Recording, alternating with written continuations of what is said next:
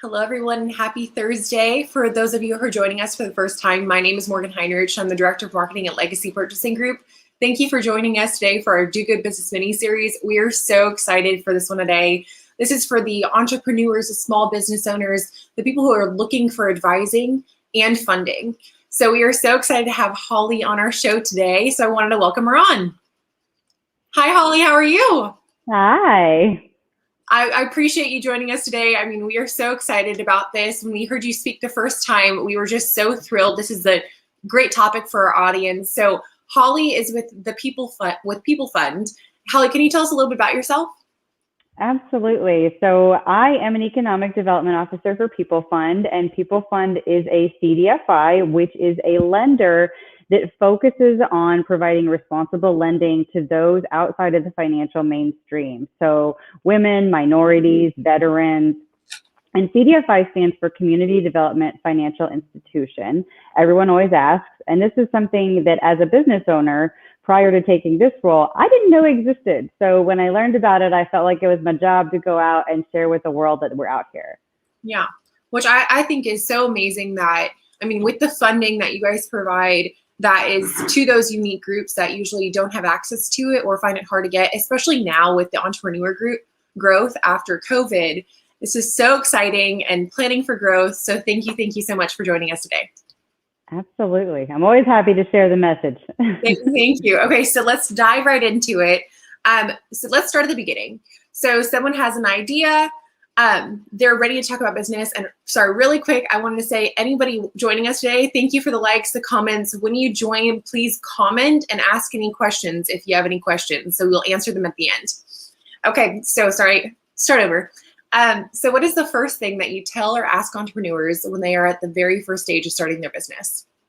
I always start with why. What is your why? When we talk about starting a business, we want to start with the end in mind. And so frequently that is answered by saying, why are you doing this? Is your ultimate goal to be able to be acquired by someone else? Are you looking to build a legacy for your family? And what are your short-term goals before you reach that end?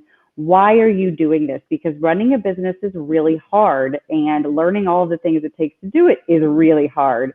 So we really want to understand and drill down into why you want to do it, because then we can find the excitement at every layer.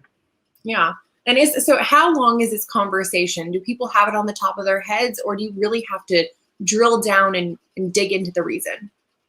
Sure. Some people know it right away. Some people have given a lot of thought to it and really like they have a real passion project for why they want to do it and what the purpose is behind building this legacy that they want to bring to their family. Other people have never even considered that. And sometimes we spend a couple of hours together simply figuring out what that looks like, because it can shape how you're building your business. Because if we want to build something that's sustainable for your family, the thinking is a little bit different than if you're wanting to build something that's going to be acquired by a larger company. Yeah. And I mean, that's so important to think about now with all these people starting new businesses, is the why. Yeah. Okay, so what is a bail team? Who do you look for in this team? What do you look for in this team? Who are they? So a bail team is a team of people that if you get into hot water, they're going to help bail you out. So a bail team is your banker, your accountant, your insurance person, your lawyer. And when we look at starting to bring those people into the fold of your business, we want to make sure that they're really well aligned with how you operate. So, I've talked about this with a lot of people. How do you actually like to run your business? Are you an emailer? Are you a texter? Are you a phone call person? Knowing all those things about how you function as a business owner means that when you're going out and you're meeting these people that you're going to bring into this team that's going to support you, they need to function in the way that you do. If you don't like to talk on the phone, don't hire someone that only likes to communicate by phone, because it's just not compatible.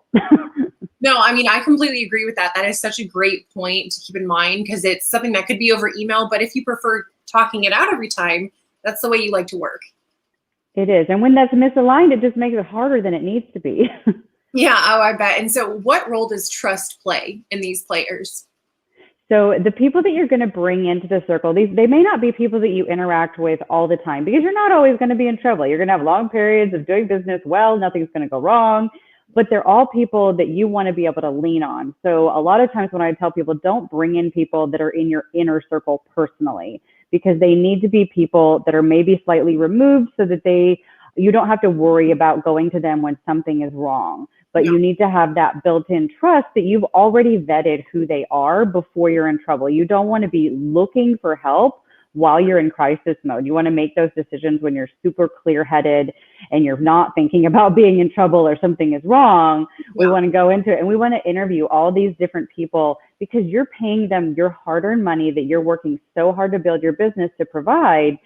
We want to make sure that it's compatible. So I always tell people go in and interview them as though they would be like an employee because you're paying them money. And even though they have knowledge you don't have, you want to feel confident in them. You want to feel like you can trust the advice they're going to give you. Yeah. And I just wanted to ask really quick. So when you are somebody's advisor, are you part of this process? I can be part of this process. So when people work with me, we do actually have a confidentiality agreement, just as you would with an attorney, because business ideas are super proprietary and we never want to have anybody that feels worried that we might share information with someone else or go out and talk about their business. So yes, we are part of that resource team that you can call on when you have a question or something. And that I always tell clients, like if you've just stumbled across something on the internet and you say, what is that? I've never heard of it. You can just email me. I'll try to find the answer. Which is why we love you so much. You're such a great resource. So I wanted to ask really quick on that topic. We had kind of talked separately just about how you're in crisis mode. So, I mean, although you might trust your husband's friend or that man from the friend from church, it could be embarrassing, and just setting up those boundaries and those walls. And you even mentioned in a small town, just making those good decisions. It's really, really important to feel safe and to know where those boundaries are. And if you are bringing people into that component of running your business, you want to make sure that you establish those boundaries early on, because there are going to be, some of those engagements don't have confidentiality built in. An attorney does, but like your insurance guy doesn't necessarily have that built in. So you need to make sure that that's a human that you're trusting with your very private information. And you know where those boundaries are. So having those conversations early on and asking, what are your procedures and what are your boundaries? It can change your entire interaction when something is wrong, because then you feel safe and protected. Yeah, and I think that's so important. Okay, so on that note, so you usually talk about with your clients an operations plan, a map for success. Can you dig into that a little bit? Sure. So I see tons and tons of business plans, and everybody gets really excited about writing your mission statement and defining like what makes you thrive and want to be a business. But what gets frequently forgotten is how are you going to run your business? And an operations plan is that. It's that roadmap for how are you going to make decisions? Who are you going to hire at what junctures? What softwares and what technology solutions are you going to bring in to be able to help you meet your clients' needs? Yeah. Okay, so we're talking about the plan. So what does growth mean to you? What do you talk about with clients about growth? Let's talk about this. Sure. So when we look at business planning, and nobody wants to write a business plan, but it's really important to go through the process. When you do that, one of the things that you should have as a goal is to understand what is growth for your specific business. And when we look at growth, we want to look at financial junctures. So we don't want to be just looking at activity for activity's sake, because you might be getting a lot of social media traction or a lot of customer flow, especially if your location is really great. But if you're not actually gaining money from having that activity level, it's not quite time to grow yet. So when we look at growth, we need to look at dollars, and understanding that going into opening a business can change the way you grow and can make you a whole lot more sustainable, because you're not hiring on and spending too much money in the wrong places when you're not really ready to do it, just because there's a lot of activity and you feel like, oh my gosh, I'm gaining traction, I better get ready. So they hit that milestone, that growth number. They're not just thinking about it, they've hit the money number. What's next? So what's next at that point? So if you did your planning properly from the beginning, you have at least a framework of who you would bring on first. And so when we look at bringing someone on, we want to really be defined about who that is and what they do. Because one of the problems that startup companies have frequently is they bring on someone to wear 5,000 hats. And that's really hard to manage. Yeah. So it's a much better thought process if you define the role from the very beginning and then think of it as bringing in additional help for things that are outside of that, instead of trying to have one person or even just two people doing all the things. You know, maybe you hire on someone temporarily for a project, but you're very clear in your scope.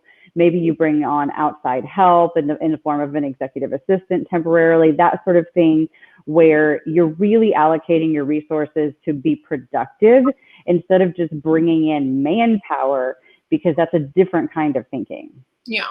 And so usually when they hit that growth number, what is your first, is it more marketing? Sorry, I have a dog in the back. I don't know if you see threw me off a little bit. So is it more marketing usually? Is it more people like making the products? What do you usually, I mean, does it just depend on the business? It really truly depends on the business. If you're a service-based business instead of a product-based business, of course, those are going to be very different markers. Yeah. And so if you're a service-based business, one of the first places that people generally need to address is customer service, because there are always going to be people that have issues and things going on. So whomever you bring on usually needs to either encompass that, or you need to find a software solution to help solve that. Because if you're service-based, you need to have a way to be helping the people that aren't necessarily finding your solution perfect. So we don't want to leave people out there hanging. We want to be thinking about how to make every customer happy, even if they weren't happy with the service provided. Yeah. Yeah. And that's great to know. I was just reading a book called Hey, I'm the Customer. And that's the first thing you talk about is when you walk into a store, are you greeted by a warm smile or a head nod? I mean, that is so important for those businesses. Yes. And having somebody follow up if something goes wrong can make all the difference in the world. I mean, I've had plenty of experiences where I forgot what the original problem was just because they followed up and totally reversed how I felt about the interaction. Yeah. And I'm happy. You're like, it's it, we're over. Okay. So on that note, hiring plan. So we're talking about growing the business. So let's talk about hiring. How do you develop a hiring plan for those companies that you work with? So developing a hiring plan means understanding what your standard operating procedures are and making sure that you're actually defining the roles to be in those operating procedures and do them well.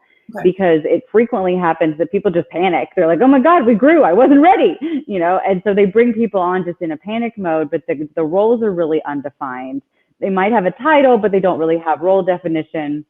And that can really create mess in the background, because you're not really able to manage that. So we want to understand all of the costs associated with bringing on different types of roles, because one of the things that I have seen people get in trouble with is hiring 1099s or bringing in 1099 contractors and not understanding the difference between that and an employee. Yeah. And that can get really expensive if you don't understand what the differences are and if you get in trouble with the IRS. So creating a really defined plan for where you're going to fill in gaps with 1099s, that's a great plan. Yeah. But just deciding, and I have people come to me and they're like, oh, I have my plan all worked out. I'm just going to bring in 1099s. And I'm like, do explain.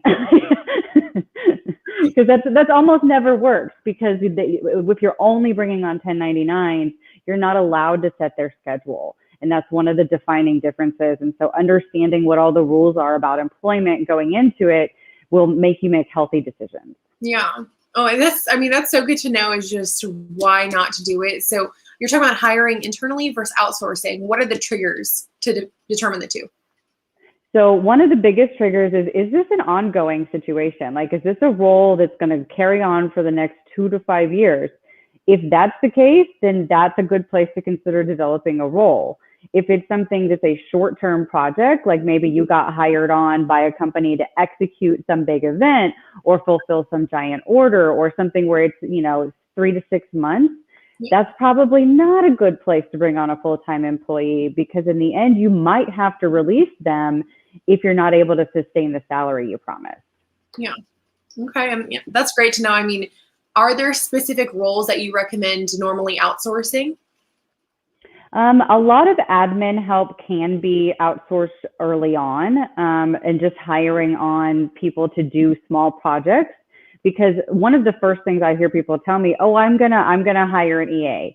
I'm gonna hire a secretary. I'm like, why? There are a million technology solutions. There are a million operations out there that can help you do that without the added cost and complication of bringing on a full-time staffer. And I bring that from my own personal experience. I hired too early in my first business, and it crippled me for about the first 9 months because I really wasn't ready to take on the cost. I just needed the other human manpower. And so I didn't have a plan, and it crippled my business and made it really hard to scale. Yeah. And I mean, that's such a good point to know, is just that virtual assistant. I mean, I have so many friends that use virtual assistants and they love it. It is so convenient, it's cost effective, and it's a smart decision for their business. Yes, bringing in a virtual assistant is a game changer. And it's in the last couple of years, it's become so much easier to do. It used to be somewhat complicated to find someone that was a good fit, and it's just not anymore. Yeah. Okay. So we're talking about money now. And when we first met, you said, don't ignore the money. What does that mean? So, I mean, we're going to go all Shark Tank on that one. What are your numbers? All we really actually care about is numbers. Everybody wants to focus on the fun things. They want to talk about marketing. They want to talk about social media presence and how they're going to grow that, how they're going to grow all of those activities. Nobody wants to talk about their budgeting planning cycles. And those are really what make or break your business. If you don't understand the bottom line of how you're spending money and where it's going every month, then you're not going to be able to build a sustainable business. And so the first year of business, it's really hard because it feels like dog years. Like every year of business, you feel like you've aged because there's so many things going on and time passes a little differently. And people want to ignore it because it's hard to look at it that first year because you don't have back data. It's all new data. Yeah. So not taking the time to understand what the financial documents are that are needed, it's something that this year has hurt a lot of business owners because being able to access things like the PPP monies, which we are a distributor for, they weren't able to do it because they didn't have the financial documents set up to be able to apply. Yeah. And so taking the time to, like that whole bail team, who's your accountant, doesn't have to be someone that you meet with regularly. You don't necessarily need to pour money into that, but you need to have that relationship so that when you have questions and you need documents prepared, you can do that. Yeah. And so on that, how often do you recommend people looking at it, sitting down, like taking a look and really digging into those numbers? And also, what tools do you recommend? Okay, so cadences, especially for the first year of business, for heaven's sake, do not look at it every week. You will lose your mind because you don't really know what you're looking at yet. You don't have any prior data, so there's nothing to compare it to. Don't do it. Sit down quarterly and look at how your money is flowing in and out, where it's going, where you're losing money, all of those things. And definitely use resources around you to help. So one of my favorite resources is Wave, which is a free accounting software. So a lot of businesses early on, they can't afford some of the expensive options, especially in the first few months of business. Yeah. And so there are options out there that can help you learn the systems, and you don't necessarily need to spend a ton of money on it just to get going. I even advise people that are in side hustle mode and they haven't fully launched yet to go ahead and do that so that they're learning the processes that it takes to do it and inputting all the data and tracking all the spending, and look at it quarterly. Don't look at it weekly. That's such a good tip. Okay, so we're almost out of time, but we have a few questions, and I also wanted to ask, so we talk about resources. We always say we are a trusted business resource, and you always say surround yourself with good resources. Can you talk about that a little bit? Sure, absolutely. One of the things that I didn't know when I started my first business was how much help is actually out there. And you can feel really alone as a business owner. So figuring out what free resources funded by the state or the national government, like the SBA, has lots and lots of resources for small business owners. There are a lot of local resources. So in Fort Worth, there's Sparkyard, which is freaking amazing. In Dallas, we have Dallas Builds, which is also an entrepreneurial ecosystem, and it connects all the dots. They show you where all the different resources are, so you don't have to go hunting. You just have this one resource you go to, and they show you all the rest. Yeah. And I mean, I love that. We love that, obviously, is just providing that resource and then linking up with companies like PeopleFund and telling our businesses, our customers, our clients our community about these amazing resources. So we did have one question. Let me pull it up. Okay, do you have resources companies that you provide to your clients for certain outsourcing needs? We do. And we try to be really specific about how we align them. So we try to make those really personal referrals. So I tend to not share big blanket resources. I prefer to connect with clients, learn what they need, and then make personal introductions to people or resources, because I feel like just sending a blank, here, go check out this website, is a really scary thing for a lot of business owners. So we try to be really, really personalized about bringing those resources into their lives when we have them to offer. Yeah. And I mean, that's so special. And especially now, the landscape environment we're in, those personal connections are everything. It makes a huge difference, and it's much less scary if somebody gives you a warm handoff. Yes, yeah, for sure. Okay, so Holly, tell us, why go with the PeopleFund? Why go with you? What makes you different? So for me personally, what makes me different is I've done it. I've owned businesses. I understand what it feels like to decide whether you're going to work on your bookkeeping or take a shower, because there's not time to do both. So for me, that's I think what sets me apart from a lot of people, is that I've been in it, I get it, I understand it, and I can empathize really clearly.